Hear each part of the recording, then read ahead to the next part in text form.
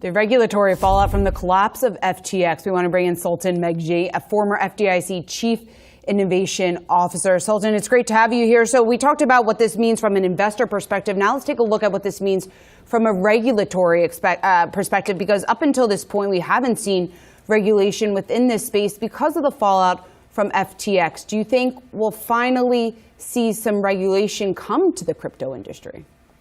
Well, there has been regulation, and it's mostly regulation by examination. So the SEC in particular has used its existing authorities to examine and enforce certain actions in and around crypto. You've seen it from the banking regulators as well within the chartered banks of the United States. But to answer your question, it would be fantastic if we actually got some regulatory clarity here. You know, there are a lot of places where there just isn't a clear roadmap or rules of the road as to what anyone should or should not be doing. It's like driving down the street and not knowing what the speed limit is. And it's ironic that SBF was one of the people that a lot of regulators were looking to in terms of helping them to shape regulation in this space. What sort of a wake-up call is this, and where should regulators be looking to try and chart this path forward? Well, speaking on the other side of the United States, you know, there are a variety of different potential laws that Congress has been working through for a while, and hopefully this accelerates some of them. You know, one that FTX has been very excited about is around consumer protection, but there have been others that talk about where we can actually custody crypto in the banking system. And, you know, there's kind of a push and pull back and forth between the various agencies. So, you know, first we'd be looking for Congress to draw some clarity, because that's really where that should land. And then the second is, you know, I think we all need to pay a little bit more attention to who's lobbying for what here in D.C.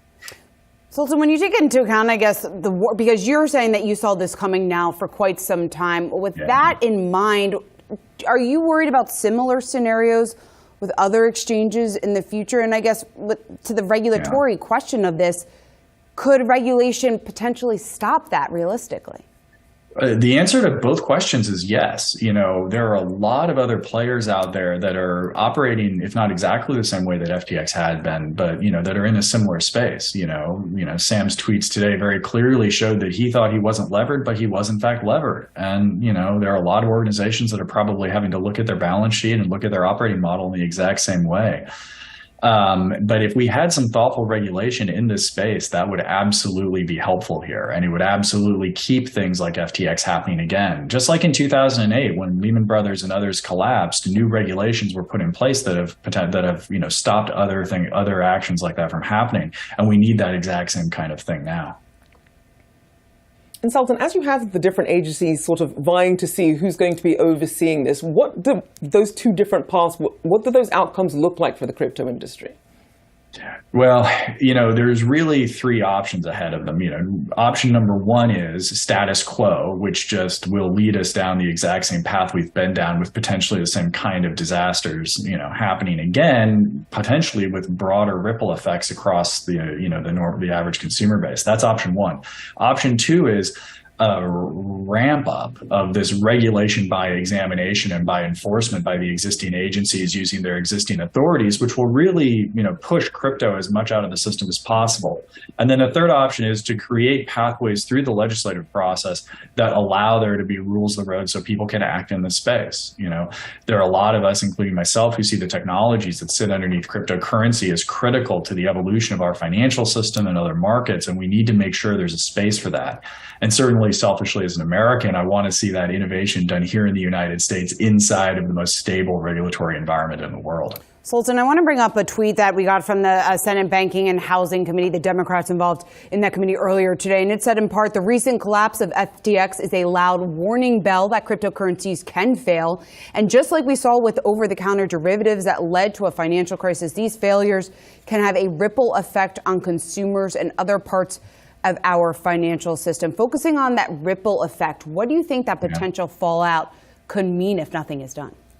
Well, we're seeing a couple of things already. You know, certainly we're seeing a lot of new actions around the prices of various cryptocurrencies, you know, and we're seeing, you know, more variability in that. So that's number one. Number two is we're also seeing, I think, a lot of organizations now having to take a step back and think about what their policies and products and services as it relates to crypto are, especially those that sit outside of the regulatory environment. You know, these ripples can and will occur.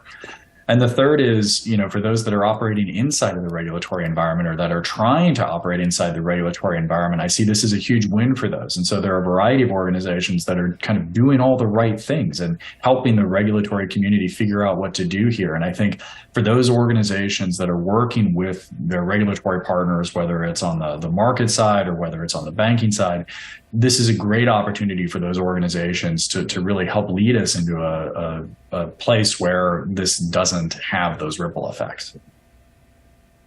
And Sultan, when you look at this web of what we saw with FTX International, obviously offshore, but then you have FTX US and how they feed into each other, how much of this is going to be about global regulation as well, given how interconnected this all is?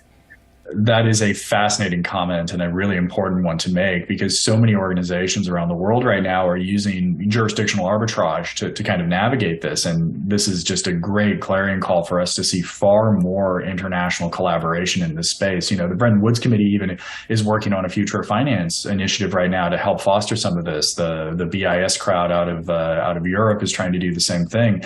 And it would be fantastic to see far more international collaboration around this. We certainly might get more of that with all this being highlighted. Sultan, Meghji, thank you so much for joining us this afternoon.